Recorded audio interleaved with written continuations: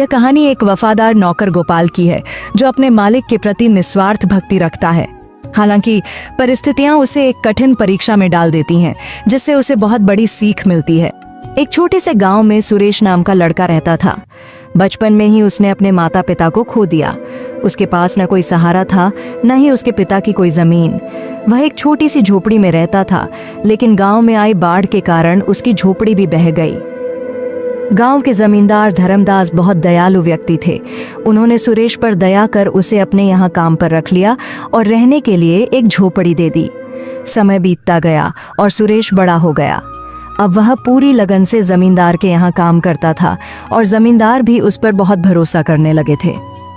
एक दिन जमींदार ने सुरेश से कहा, बेटा, तुम अब शादी क्यों नहीं कर लेते? अब तुम्हारी शादी की उम्र हो गई है। तुम्हारी पत्नी आएगी तो तुम्हारे कई कामों में हाथ बौंटाएगी। मैं चाहता हूँ कि मेरे जीते जी तुम्हारी शादी हो जाती।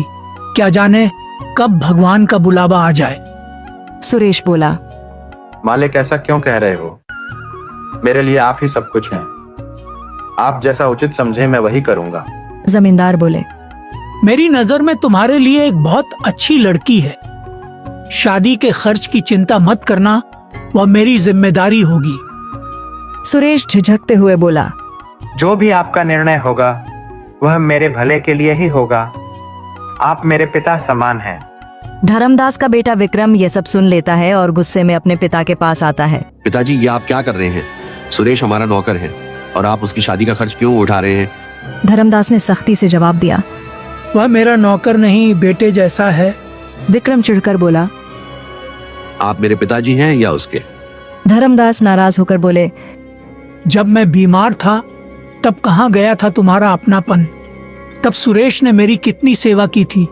वह दिन रात मेरी देखभाल करता था और तुम अपने शौक में मस्त रहते थे। तुम मुझे मत सिखाओ कि कौन अपना है और कौन पराया। विक्रम और भी गुस्से में आ गया। उसने सोचा कि उसे सुरेश को रास्ते से हटाना होगा। विक्रम नशे और जुए की लत में डूबा हुआ था। एक दिन उसने अपने पिता से 10,000 रुपए मांगे, लेकिन जब जमींदार ने उसे पैसे देने से इनकार कर दिया तो वह भड़क उठा। विक्रम ने सोचा, अब मैं देखता हूँ कि मुझे पैसे कैसे नहीं मिलते। वह चोरी की योजना बनाने लगा। अगले दिन जमींदार की तिजोरी से 20,000 रुपए गायब हो गए।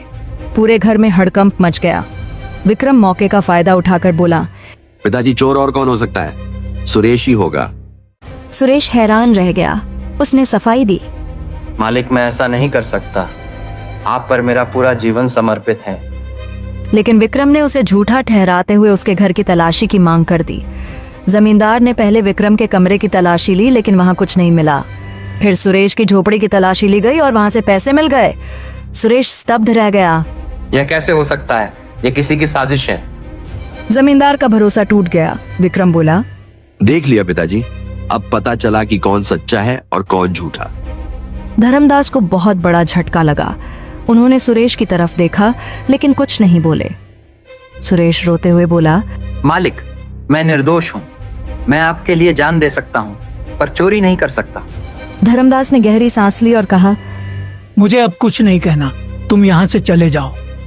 सुरेश वहां से दुखी होकर चला गया। लेकिन गांव के एक बुजुर्ग ने यह सब देख लिया था। उन्होंने जमींदार को बताया कि उन्होंने आधी रात को विक्रम को चुपके से पैसे छुपाते देखा था। धर्मदास को जब यह सच पता चला तो उन्हें बहुत पछतावा हुआ। उन्होंने तुरंत सुरेश को बुलाया और गले से लगा लिया। बेटा, मुझसे बहुत बड़ी गलती हो गई। मैं तुम पर भरोसा नहीं कर सका। विक्रम ही असली चोर है। सुरेश की आंखों में आंसू थे, लेकिन उसने जमींदार से कहा, मालिक, आपको दोषी महसूस करने की जरूरत नहीं। आपके लिए तो मैं जान भी दे सकता हूँ। धर्मदास ने विक्रम को घर से निकाल दिया और उसे अपनी गलती सुधारने का आदेश दिया। विक्रम का झूठ उजागर हो चुका था। गांव के लोग जमींदार के फैसले की सराहना करने लगे। सुरेश को फिर से जमींदार ने अपने साथ रख लिया और उसे अपना उत्तराधिकारी बना लिया। इंसान की असली पहचान उसके कर्मों से होती है, न कि उसकी संपत्ति से।